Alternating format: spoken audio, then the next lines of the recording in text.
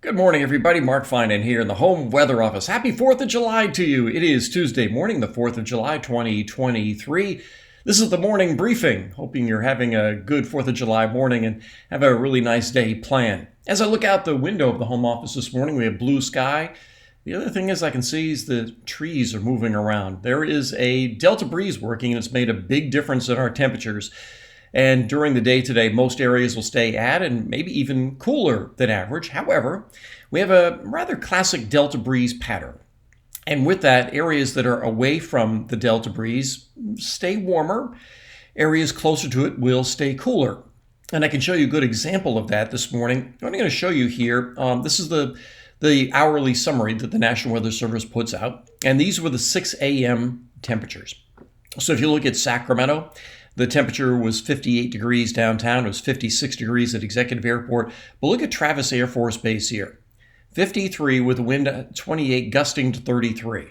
So that's the full onshore breeze. That's the air conditioner on full.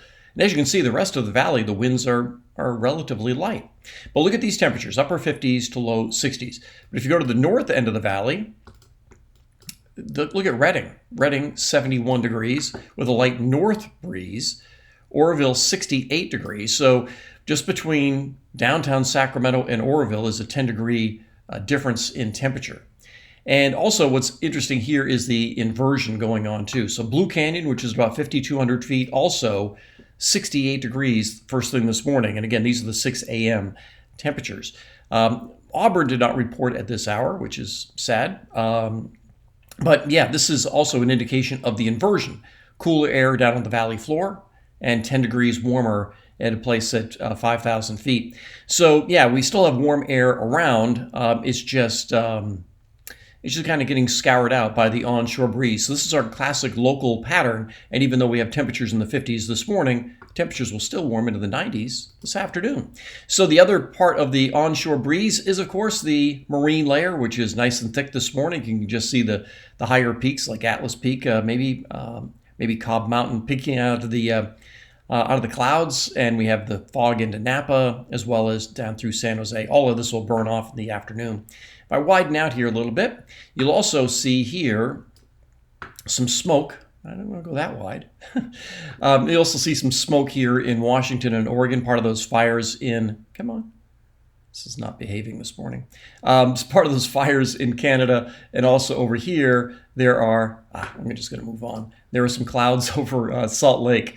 They had some thunderstorms yesterday. Yeah, that thing can be kind of finicky with my mouse. All right, let's talk about the big picture here because, okay, we've gotten rid of the heat wave. And this time of year, heat is just, it's usually never too far away. So we talked about this yesterday. We have the classic high here now it's over Flagstaff, little troughing here to help to kick on that onshore breeze. And as we go through the next couple of days, that high stays away.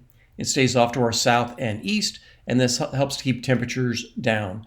And especially as we get into the end of the week, this is Thursday, this is a nice pattern for us. Daytime highs in the 80s in much of the valley. 80s in July, we don't usually see too many. We may see 4 or 5 days with daytime highs in the 80s, but we're getting into the time of year when the average daytime high is, well, it's 93 now. I think it's 94 tomorrow. It goes to 95 here in a little bit.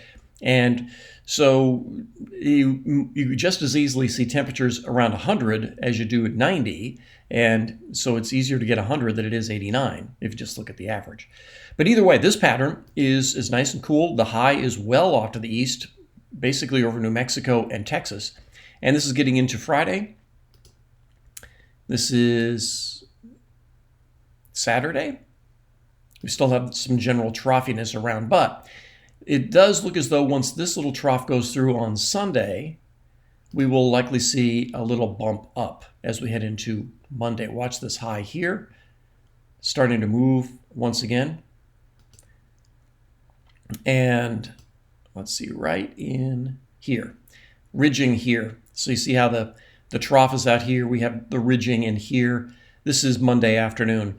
So right now our forecast on Monday, I believe, is upper 90s. We may Have to see if that gets to 100 degrees or so. And then after that, this is our classic summer pattern. A trough on the coast, so the Pacific Northwest stays nice and cool, but a shift one way or another of where this ridge axis is makes a difference if we're 95 or 103.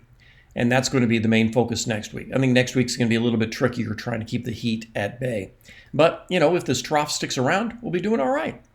So that's all next week. In the meantime, today is Tuesday, the 4th of July. If you have outdoor plans this afternoon or fireworks displays this evening, it's going to be great. Very comfortable. The big heat wave that we had is now behind us, and temperatures should stay comfortable through the rest of the week and through the weekend. Kind of no-brainer weather. Nice in the morning, warm but not hot in the afternoons. We'll see what happens next week with the potential for maybe getting back up to around 100 degrees or so. So that's everything I've got for you this morning. I will be on KCRA tonight at 4, 5, 6, 7, 10, and 11.